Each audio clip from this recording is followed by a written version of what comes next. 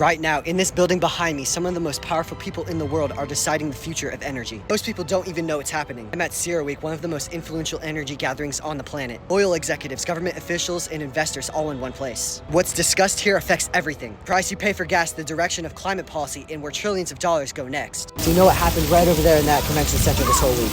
No. No? Okay. I have no idea. Do you know about the conference that is going on? They're not taking the climate crisis serious at all. I live in Hawaii right now. And we just got flooded. We just saw my offices and a flood that's never rains that have never happened quite like that before. Literally down the road, there's a fucking homeless camp. They're coming from all over, they don't give a fuck about what's going on. On the ground, conversations are mixed. Optimism, vague answers, and confident takes on the future of energy. What do you make of the protests in general? Helping me get some money. Other than that, man, it doesn't bother me. I'm glad that we're in a country that people can peacefully protest. We are not climate terrorists. We are climate people who are honest, who understand science. How urgent do you think the climate situation is? It's already a crisis. It's already happened, and it's happening more every day. We've already shot back past the Paris Accords agreement that was from 2016. We need the will of the government and the people to stop climate change. People say this is the new normal. This is not the new normal.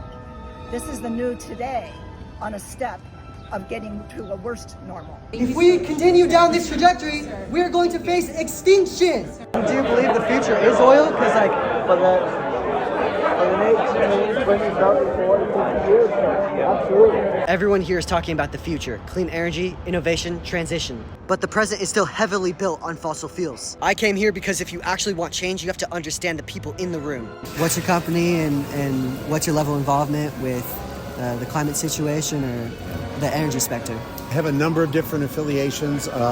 Most of them relate to bridge building of various kinds and innovation, looking for solutions that can both provide secure and reliable energy, but also lower emissions and sustainable energy. So one of the groups that I work with is called Future 500. I'm a senior fellow with them. I was a client with them when I was in the energy industry working for BP, which I did for many years. And they build bridges and literally bring together for curated conversations companies, and not only in the energy industry, but across industry, for conversation with environmental groups, groups that are concerned about circular economy, groups that are concerned about conservation, and of course groups that are concerned about climate, to share ideas. They're not going to always agree. Right. But there are common solutions. What do you personally think about the changing climate? I think climate change is real. I think we need to address it. I think we argue a lot about it. I actually think we argue less in the circles that I move in, and that includes with Republicans as well as Democrats, about whether climate change is real and it's happening. I think people recognize that, and we need to address it.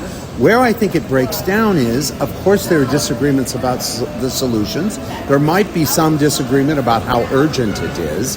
But the biggest thing is, I think we spend too much time demonizing each other, thinking we cannot completely go off fossil fuels, but nor should we not be using our wind and solar resources in a smart way, but we divide ourselves into tribes. I'm pro fossil fuels, I'm pro renewables, and we argue over that, when instead we should be looking at what are our needs as humans. Yes, we need energy, and it needs to be reliable and affordable, but yes, we need a safe environment and a healthy environment, and yes, we want clean air. Those solutions are complicated, and I think it's perfectly fine for people arguing over them. I respect those environmental groups that have been ringing the alarms that we need to pay attention to it. I believe there might be a systemic failure to fund renewables because all of the money's in oil. I imagine if there is that much money, say in solar, we can create something that is completely recyclable or completely efficient. And even with geothermal, stuff like that, it's just underfunded, and they have markets to grow into, and they have innovations that they could get into. But currently, there's lobbying involved even against it, and it's hard to get around that or to grow those industries when oil is so huge. I don't like policies either that say we're going to disfavor renewables or that we're going to disfavor fossil fuels altogether. We need them in the mix. We need to find all the ways that we can scale up the finance. Geothermal, absolutely. And there was a geothermal house here at Cera Week, and a good friend of mine who's a Democrat who worked in the Hill for many years is working with that company. So we need, let 1,000 flowers bloom, not to quote Mao, but we really need to do that. So I both agree with you that we need to keep scaling all of these. I mean, the amount of energy that this world needs, particularly when you consider energy poverty in the world.